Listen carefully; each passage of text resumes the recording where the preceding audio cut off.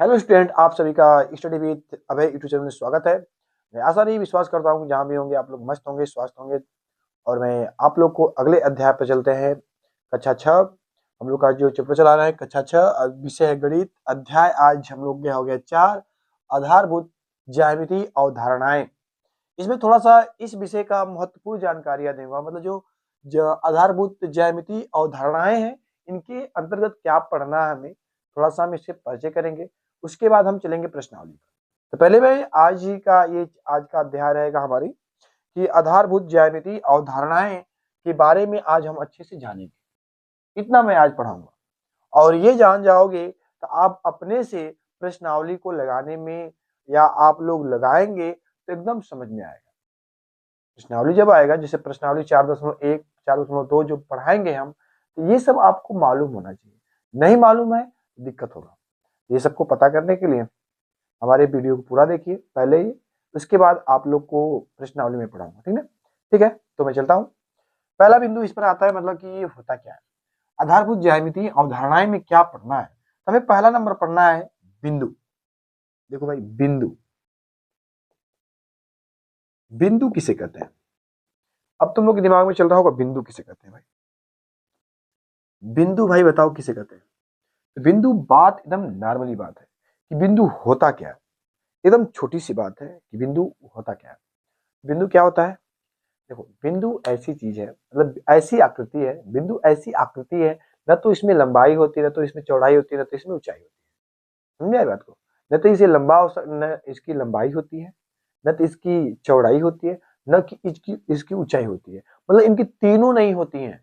तो इसे क्या कहल जी बनकर बिंदु कहते हैं। जैसे में पेंसिल का जो नोकीला वाला भाग है, पेंसिल का नोकीला वाला भाग हम पेज पर एक बिंदु ऐसे टच करते हैं, समझ रहे बात को ना, वो क्या हो गया, वो हम लोग का हो सकता है बिंदु। क्या हो सकता है? बिंदु। सुई का नोक, सुई का नोक को हम जैसे कहीं पर स्पर्श कर रहे हैं, धसा रहे हैं, जो उतना बारीक होता है, उसी को हम कह सकते हैं बिंदु, उदाहरण में। ठीक है, जैसे देखो कैसे कहेंगे बिंदु किसे कहते हैं। तो ऐसी आकृति, ऐसी आकृति, ऐसी आकृति जिसमें जिसमें लंबाई, कामा, चौड़ाई, चौड़ाई और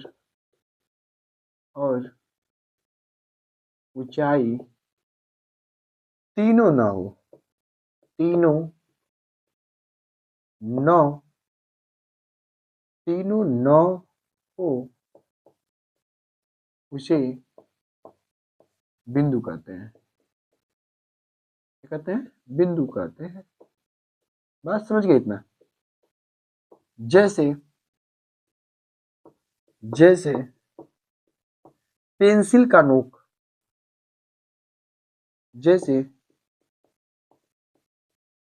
पेंसिल का नोक, बात समझ रहे हो इतना? इतना किसी को दिक्कत? इतना बात किसी को दिक्कत? बिंदु किसे कहेंगे? ऐसी आकृति होना चाहिए जिसमें न तो लंबाई हो, न तो चौड़ाई हो, न तो ऊंचाई हो। मतलब लंबाई, चौड़ाई, ऊंचाई तीनों न हो, उसी का काल जी बनगा बिंदु कहते हैं। क्या कहते हैं? बिंदु कहते हैं। ठीक है, आगे चलते हैं। अब आते हैं रेखाखंड। क्या पढ़ेंगे हम? रेखाखंड। रेखाखंड किसे कहते हैं? देखो, रेखाखंड का एग्जाम्पल ठेठ भाषा में समझने के लिए, जैसे धागा का कुछ टुकड़ा होता है, धागा का कुछ टुकड़ा या लकड़ी का टुकड़ा या ये मार्कर का, देखो मार्कर ये एक प्रकार का रेखाखंड कर सकता है। क्या है मार्कर? क्या है? रेखाखंड है। बात समझ रहे हो? मतलब ये कह सकते हैं कि किसी वस्तु, किसी वस्तु को नहीं कह सकते हैं, किसी आग यानी किसी लकड़ी का वह हिस्सा जिसका हम दूरी निश्चित हो, दूरी निश्चित होता है, जैसे कि इसका नाप सकते हैं कितना लंबा है, ये कितना लंबा है। समझ रहे बात को ना? उसे हम क्या काल जी रेखाखंड होता है।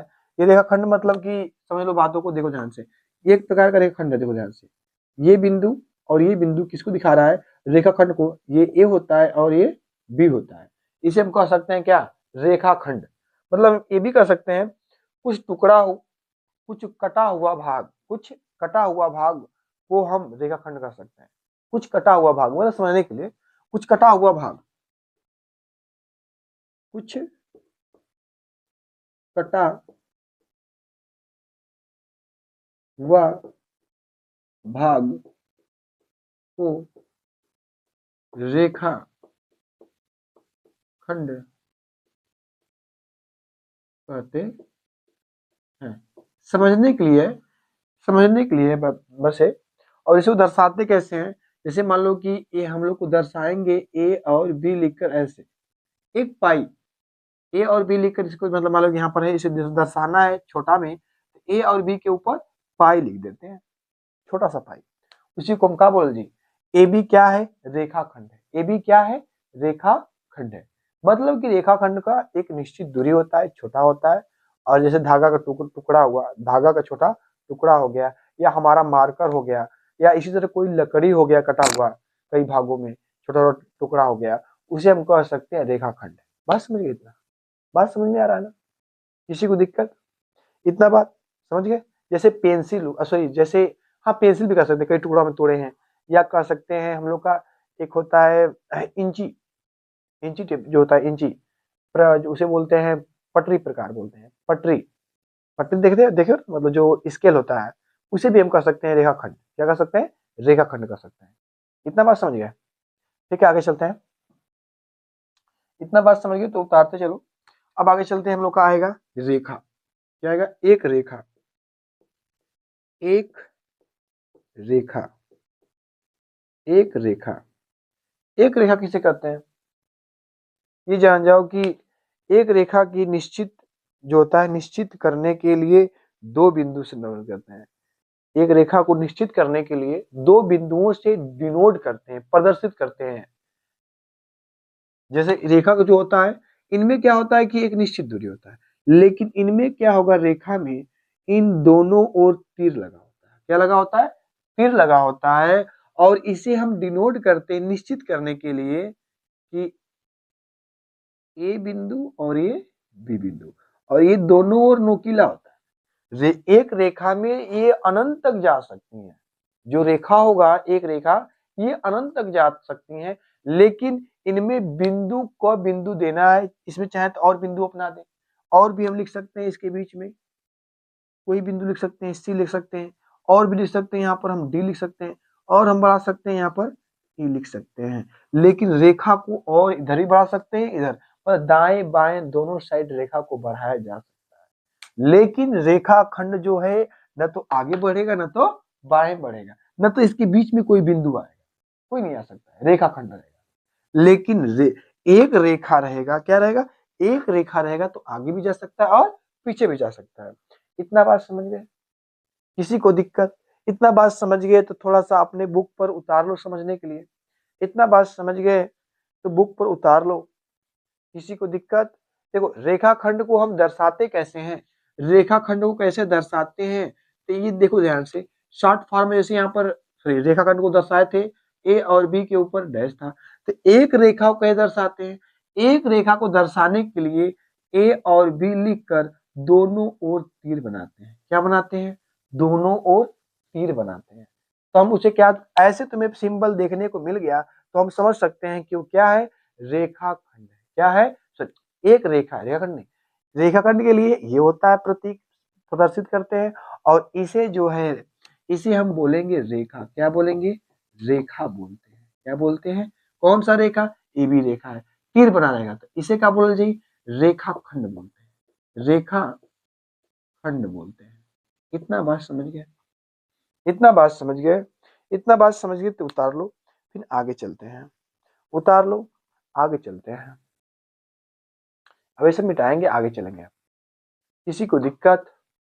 किसी को दिक्कत नहीं तो उतार लो। अब आगे चलते हैं हम लोग, अगले प्रश्न में चलते, सॉरी अगले मतलब की परिभाषा बताने के लिए मतलब कुछ पॉइंट लेते हैं। बिंदु हो गया, रेखा हो गया, एक रेखाखंड हो गया। मतलब मैं कितने इसमें हेडिंग बता दिया, 1 2 3 बता दिया। अब चलते हैं चौथे नंबर पर। ठीक है, बिंदु वाला मिटा दे रहे हैं, नीचे का सारा मिटा दे रहा हूं।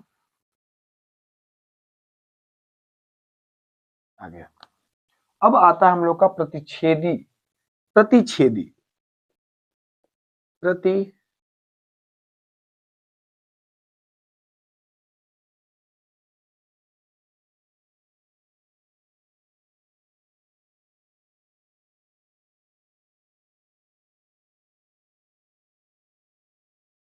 प्रतिच्छेदी रेखा, प्रतिच्छेदी रेखा किसे कहेंगे? जब दो रेखाएं आपस में एक बिंदु पर मिलती हैं, जब जब दो रेखाएं एक बिंदु पर आपस में मिलती हैं, उसे ही कागज जीवन का प्रतिच्छेदी रेखा कहते हैं। क्या कहते हैं? प्रतिच्छेदी रेखा। जब जब दो रेखाएं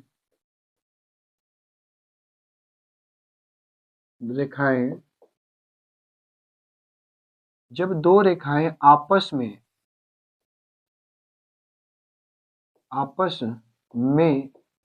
एक दूसरे को काटती हैं, एक दूसरे को काटती हैं या मिलती हैं, ये भी से कह सकते हैं, या मिलती हैं, ठीक है, या मिलती हैं, उन्हें मिलती हैं, एक दूसरे को काटती या मिलती हैं, उन्हें प्रतिच्छेदी रेखा कहते हैं। उन्हें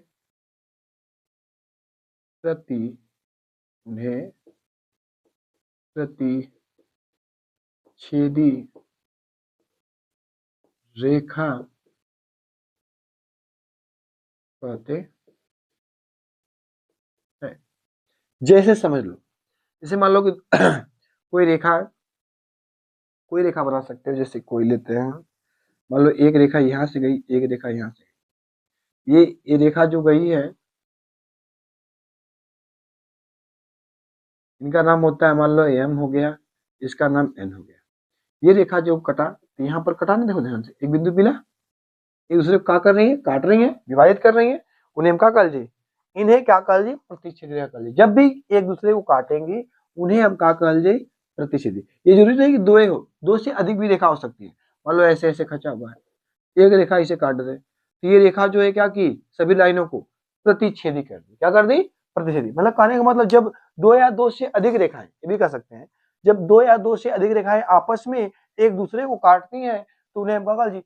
प्रतिच्छेदी रेखा कहते हैं। जरूरी नहीं कि दो रेखाओं, दो से अधिक भी हो सकती है, दो से अधिक भी हो सकती है। समझने के लिए मैं बस लिख दिया हूं यहाँ पर, तुम लोग समझ सको। कई रेखा चली हैं और एक रेखा क्या कर दी? उन्हें काट दी। और वो क्यों काट दी? जहां जहां मिल रही है, देखो इस रेखा पर, इस रेखा पर, इस रेखा पर, इस रेखा पर, ये सब क्या हो गई? प्रतिच्छेदी रेखा हो सकता। इतना बात समझ गए? इतना बात समझ गए तो आगे चले हम। इतना बात समझ गए तो आगे चले हम। इतना बात समझ गए तो आगे चले। कोई दिक्कत, कोई प्रॉब्लम? इतना बात समझ गए होंगे तो आगे चलते हैं, ठीक है। अगला पे चलते हैं, उतार लो फटाक से। अगला हेडिंग रहेगा हम लोग का समांतर रेखा। ये चौथा पॉइंट था ना, अभी पांचवा पॉइंट आएगा हम लोग का। चौथा कर लेना वहां पर, हम लोग का समांतर रेखा।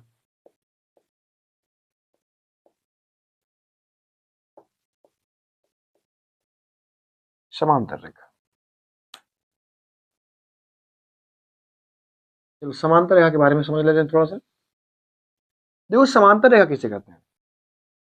ऐसी दो समान रेखाएं जो एक दूसरे को कभी काटती नहीं है, एक दूसरे से कभी मिलती नहीं है, लेकिन उनके बीच का जो दूरी होगा एक समान होता है। क्या होता है? एक समान होता है। जैसे में उदाहरण में, जैसे समझ सकते हैं रेल की पटरी, जैसे रेल की पटरी, उनके बीच की दूरी देखोगे तो एकदम समान रहती है। देखो ध्यान से, जैसे दो दो लाइनिंग है, इनके बीच का जो दूरी होगा एकदम समान होगा। क्या होगा? एकदम समान होगा। जैसे 4 मीटर है तो 4 मीटर, चाहे 2 मीटर है उनके बीच की दूरी 2 मीटर पूरा रहेगा, 1 मीटर है तो 1 मीटर पूरा रहेगा। लेकिन ये आपस में कभी एक दूसरे को काटती नहीं है, इनके बीच की दूरी कहीं कम बेसी नहीं होता है। बात समझ गए इतना? समझो बात को, यहाँ पर लिख दे रहे हैं। ये जरूरी नहीं कि दो रेखा कई रेखा हो सकती है, बस यहाँ पर समझा रहे हैं। जब दो रेखाएं एक दूसरे को नहीं काटती हैं, जब दो रेखाएं एक दूसरे को नहीं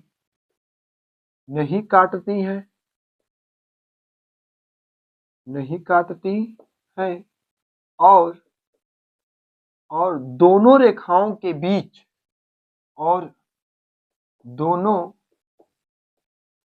रेखाओं के बीच का दूरी समान होता है।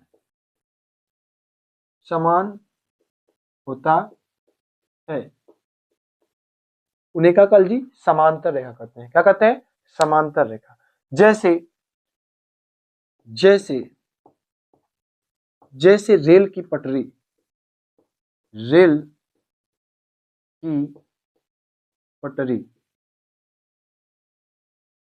पटरी हो गया, और आप लोग के घर में दरवाजा लग रहा है, खड़िया लगता है ना, खड़िया जानते हो खड़िया कि नहीं? जो हम लोग का कह सकते हैं दरवाजा लगता है घर में, दुआरी में जो गेट होता है, गेट में खड़िया लगता है, वो भी हो सकता है, क्योंकि दोनों खड़ियां जो होते हैं समान दूरी पर होता है, उनके बीच की दूरी क्या होना चाहिए? समान होना चाहिए। क्या होना चाहिए? समान होना चाहिए। इतना बात समझ गए एग्जाम्पल में? जैसे दो लाइन खींच लो, एक सीधी लाइन ये भी हो गई, एक सीधी लाइन ये भी हो गई, लेकिन देखो यहाँ पर इनके बीच की जो दूरी होगा, जैसे मान लो यहाँ पर 4 सेमी है, कितना है? 4 सेमी, तो आगे भी कितना होगा? 4 ही सेमी होगा। इसके आगे भी नाप लीजिए तो कितना होना चाहिए? 4 सेमी होना चाहिए। तब इसे बोलो जी कहाँ बनकर समांतर रेखाएं। क्या है? समांतर रेखाएं। इतना बात समझ गए? इतना बात समझ गए तो मैं आगे बढ़ूं? इतना बात समझ गए तो आप लोग अच्छे से उतार लीजिए। एक पॉइंट और है आप लोग को समझाना, आपको अच्छे से समझा दूंगा, उसके बाद मैं आगे बढ़ूंगा। उतार लो फटाक से, किसी को दिक्कत? ये हम लोग का 6वां नंबर रहेगा। 6वां नंबर है किरण। 6वां नंबर है किरण। उतार लो फटाक से, उतार लो भाई। 6वां नंबर हम लोग का आ गया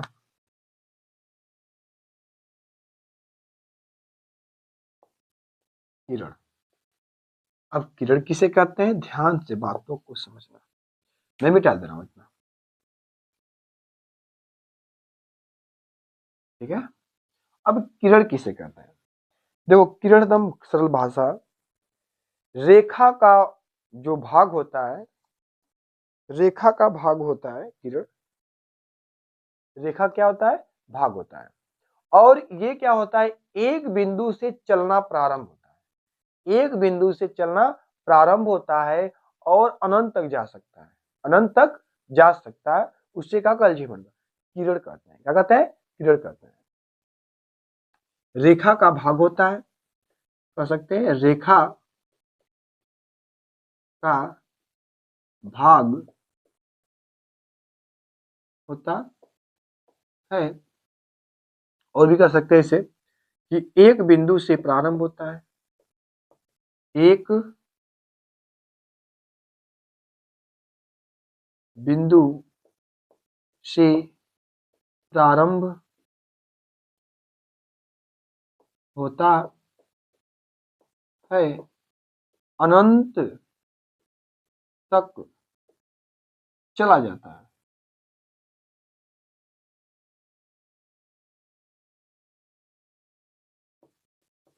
अनंत तक चला जाता है तो उन्हें क्या कर जी? उन्हें क्या कर जी? किरण कहते हैं। जैसे कि हम लोग का टार्च हो गया, जैसे टार्च, टार्च जलाते हैं तो एक बिंदु से जलेगा और कहां तक जाएगा? अनंत तक जाएगा, तो उसे हम क्या कर जी? किरण कहते हैं। सूर्य का प्रकाश हुआ, सूर्य का प्रकाश हुआ, सूर्य से निकलकर अनंत तक आता है तो उसे क्या कालजीवन का पीरियड कहते हैं। बात समझ में आ रहा है? जैसे मान लो कि हम लोग का घर का एक बल्ब है, बल्ब बल्ब एक बिंदु हो गया और वहां से ही बोर्ड के पास से जो चलकर सभी प्रकाश को क्या करता है, फैलाता है, आगे तक भेजता है। रेजर लाइट हो गया, रेजर लाइट हो गया हम लोग का। देखिए रेजर लाइट मेला में किनते हो, ऐसे दबाते हो तो बहुत दूर तक जाता है। तो कहां से जाता है, एक बिंदु से जाता है और कहां तक, अनंत तक जाता है। कहां तक जाता है, अनंत तक। तो मतलब इसका एग्जाम्पल टार्च कर सकते हैं। जैसे जैसे जैसे में टार्च टार्च टार्च हो जाएगा, सूर्य का प्रकाश हो जाएगा, सूर्य हो जाए, सीधा सिंपल सी बात। बहुत हो सकते हैं, बस समझ लो इतना बात समझ गए। जैसे मतलब ये जब चलेगा तो एक बिंदु से यहाँ से चलना प्रारंभ होगा, एक साइड ये तीर मारेगा, एक साइड ये तीर जाएगा, एक बिंदु से प्रारंभ होके अनंत तक चला जाएगा। उन्हें हम काकल जी किरण कहते हैं। इतना बात समझ गए हो तो आप उतार लो फटाक से। नहीं, इस आधारभूत ज्यामिति अवधारणाएं में इतना मैं सारा बताया 6 पॉइंट, और 6 पॉइंट आप समझ जाएंगे तो आप बेफिकिर, एकदम समझ लो बेफिकिर आप प्रश्नावली 4.1 लगा सकते हैं। बस थोड़ा सा मेरा हेल्प लेंगे, आप एकदम समझ सकते हैं। लेकिन आप ये नहीं समझेंगे तो आपको 4.1 समझने में दिक्कत आ सकता है। तो फटाक से उसे उतार लो। उसके बाद तो इतना बात तो आप लोग को समझ में आ गया होगा। किसी को दिक्कत है तो आप जरूर कमेंट करिएगा कि सर यहाँ पर दिक्कत है, मैं जवाब देने के लिए या मैं अलग वीडियो बना सकता हूँ। ठीक ना? कैसा लगा हमारा वीडियो आप लोग को, आप जरूर कमेंट करिए कि नहीं अच्छा लगा कि नहीं लगा। और मेरा वीडियो यहीं तक समाप्त होता है। अब अगले भाग में या अगले वीडियो में मैं आप लोग को आधारभूत ज्यामिति अवधारणाएं प्रश्नावली 4.1 में पढ़ाऊंगा। ये बात समझ गए होंगे तो आपको प्रश्न लगाने में कोई दिक्कत नहीं आएगा। ठीक है, तो आप लोग को कैसा लगा वीडियो, आप लोग जरूर लाइक और कमेंट सब्सक्राइब और तो और ज्यादा से ज्यादा इसे शेयर करिए। धन्यवाद आप सभी को मेरा वीडियो देखने के लिए।